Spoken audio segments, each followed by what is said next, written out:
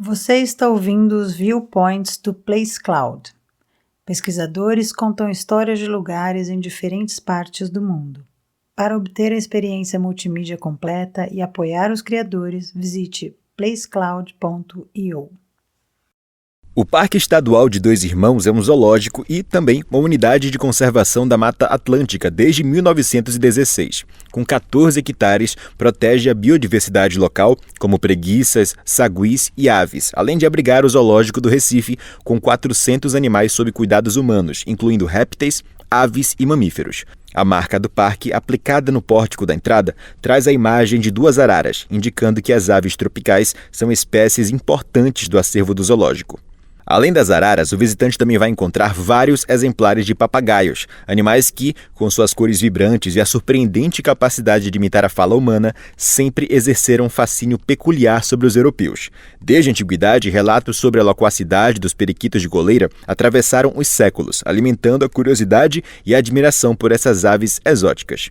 Com a descoberta do Novo Mundo, o comércio de papagaios se intensificou, com o Brasil colônia se tornando um importante fornecedor dessas aves para a Europa. No entanto, a relação entre os colonizadores e os papagaios ia muito além do encanto e da curiosidade.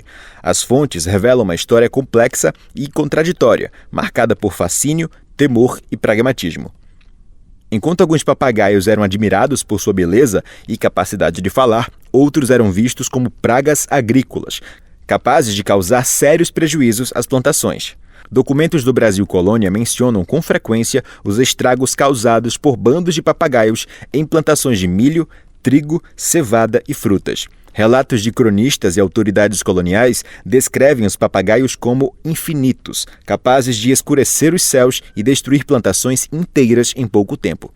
A capacidade de imitar a fala humana, que tanto fascinava os europeus, também gerava desconfiança e temor. Em uma sociedade profundamente religiosa, a crença de que apenas anjos, homens e demônios possuíam um dom da palavra levava à suspeita de que papagaios falantes poderiam estar possuídos pelo demônio. Essa crença era reforçada pela dificuldade dos europeus em compreender a cosmologia dos povos indígenas, que atribuíam aos animais um papel importante em suas crenças e práticas. A associação entre papagaios e o diabo se intensificou com a Reforma Protestante, com figuras como Martinho Lutero afirmando que, abre aspas, o diabo está nos papagaios e macacos, fecha aspas. Relatos de papagaios demoníacos, entre aspas, se espalharam pela Europa, alimentando a imaginação e o temor. No Brasil colônia, diversos casos de papagaios com habilidades incomuns de fala foram interpretados como possessões demoníacas. Um caso notável envolveu o próprio conde Maurits de Nassau-Siegen, o governador holandês do Brasil entre 1637 e 1644, que teria possuído um papagaio capaz de formular perguntas e dar respostas, abre aspas, tão acertadas como se fosse uma criatura racional, fecha aspas. A história desse papagaio demoníaco se tornou famosa na Europa, sendo mencionada, inclusive, por John Locke em seu Essay Concerning Human Understanding.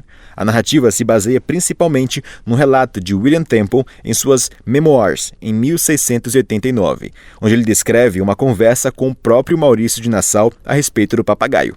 Segundo Temple, Nassau teria ouvido falar do papagaio ao chegar ao Brasil e, movido pela curiosidade, mandou buscá-lo, mesmo estando a ave muito distante.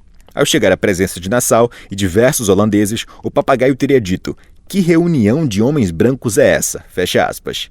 Ao ser indagado sobre sua origem, o papagaio respondeu, abre aspas, do Maranhão, e afirmou pertencer a um português e ter a função de guardar galinhas. Temple ainda mencionava que o papagaio imitava o som de chamar as galinhas e que, segundo Nassau, falava em brasiliense, utilizando dois intérpretes para confirmar a veracidade do diálogo. O relato de Temple, contudo, é permeado por elementos que sugerem um tom de ceticismo e ironia. Ele menciona que a história do papagaio era, abre aspas, comum, mas muito acreditada, fecha aspas, e que muitos a consideravam como bruxaria ou possessão. Ao mesmo tempo, Temple afirma que Nassau passava por um homem de bem e de honra, deixando implícita a possibilidade de o próprio conde acreditar na história. As fontes também mencionam a existência de uma ilustração desse papagaio nos chamados Libri Principis, com uma anotação atribuída a Nassau, descrevendo a ave como tão habilmente responde e formula perguntas que muitas centenas de pessoas que o ouviram nada mais puderam concluir senão que era o demônio que falava através dele. Fecha aspas. A ilustração identifica a ave como um exemplar da espécie amazona aestiva. Infelizmente, as fontes não oferecem provas concretas da possessão demoníaca, baseando-se em relatos e interpretações da época. A história do papagaio de Nassau pode ser vista como um exemplo da tendência humana de atribuir significado e intencionalidade a eventos naturais, especialmente em um contexto onde a religião exercia forte influência sobre a compreensão do mundo. O Parque Estadual de Dois Irmãos funciona de terça a domingo, das 9 da manhã às 5 da tarde. Embora seja um local muito frequentado, especialmente por crianças, é um zoológico e, como todos eles, são lugares que não deveriam existir por restringirem os animais a espaços exíguos para a contemplação humana.